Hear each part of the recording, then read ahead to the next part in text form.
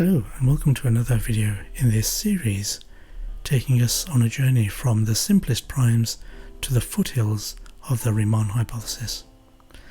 Now we've looked at some properties of the primes, and in the last video we asked the question, do the primes thin out quickly or not so quickly compared to other sequences? And it was an interesting result. We found that actually the primes don't thin out faster than the squares, and that was quite surprising. In that video we skipped over two results which were interesting, so we said we'd look at those questions separately, and this video we're going to focus on one of those two steps, which is a proof that the harmonic series diverges.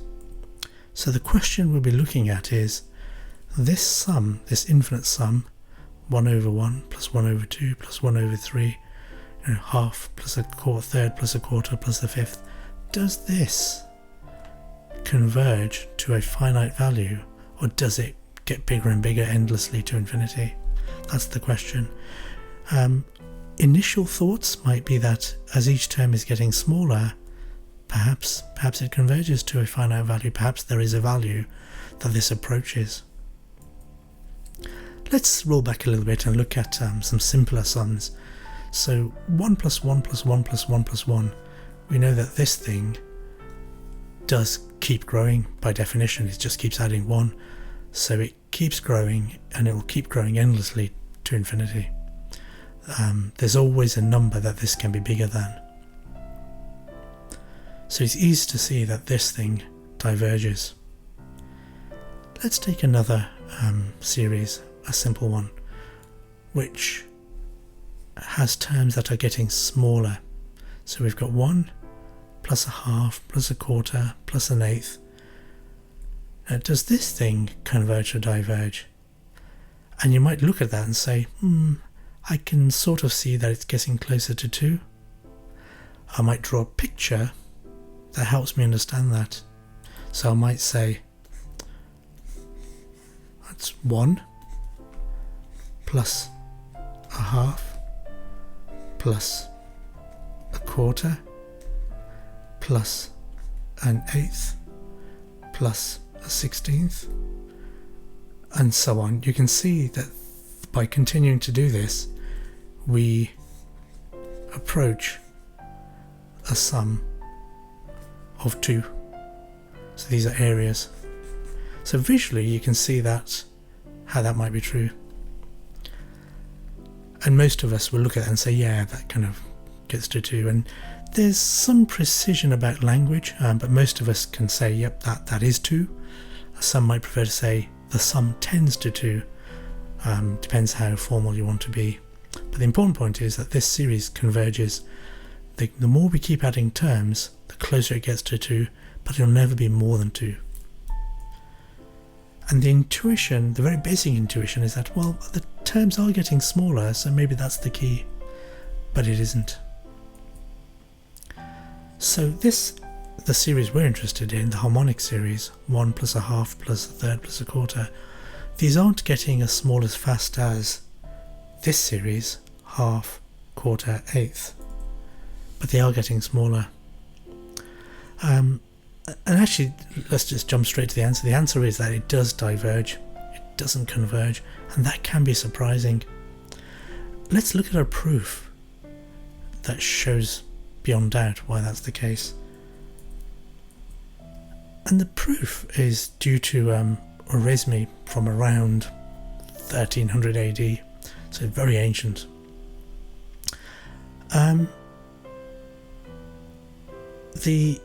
The way he did it was he wrote out the sum and then he grouped the terms. So 1 plus a half and then a third and a quarter he put together, so that's a group of 2 terms, then a group of 4 terms, then a group of 8 terms, then a group of 16 terms, and so on.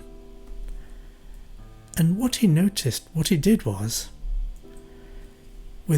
he created a new series. So if we call this series S, he created a new one by changing or replacing all the terms in each grouping, in each bracket, by the smallest one. So if we look here, the smallest one is a quarter, smallest one is an eighth, the next one will be a 16th.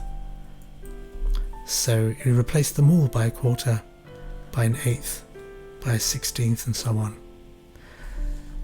Now you'll notice that this sum here is a half, and this sum here is a half, and if we carried on, the next one in the next bracket will be a half.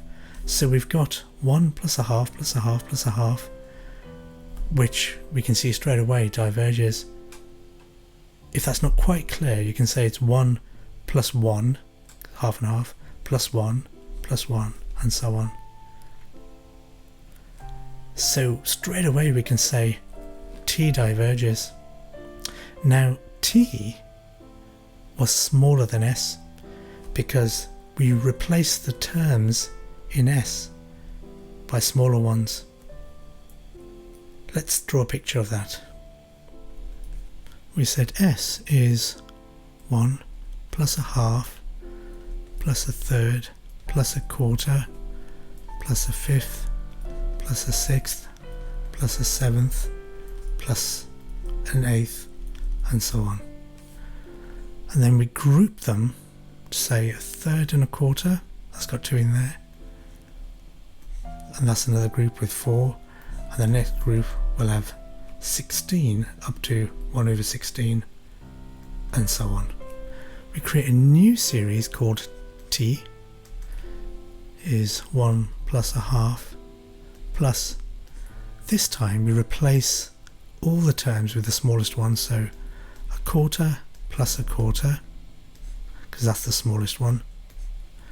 And then in this one we do the same, we say the eighth is the smallest one, so it's an eighth plus an eighth plus an eighth plus an eighth, because it's that one. And then that will be made out of sixteenths plus 16th, and so on. And there'll be 8 of those. And there's 4 terms here, 2 terms there, so you can see the pattern. Now, because quarter is the smallest term in that series, the T is less than S. We can see that by comparing. We've just shown that this T equals 1 plus a half plus that thing is a half plus that thing is a half plus a half, and so on, and that diverges. And if that's not quite obvious, we can group again and say T is 1 plus 1 plus 1, and so on. So if T diverges, so must S, because T is smaller than S. And that's the proof. Simple. Because S is more than T and T diverges, we can say that S, the harmonic series, diverges. Easy peasy.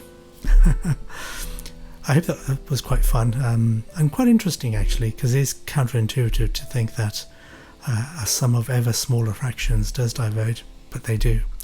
Fantastic. So in the next video we'll look at showing why the sum of inverse squares doesn't diverge and does actually converge to a finite value. So we'll see you in that one. Bye.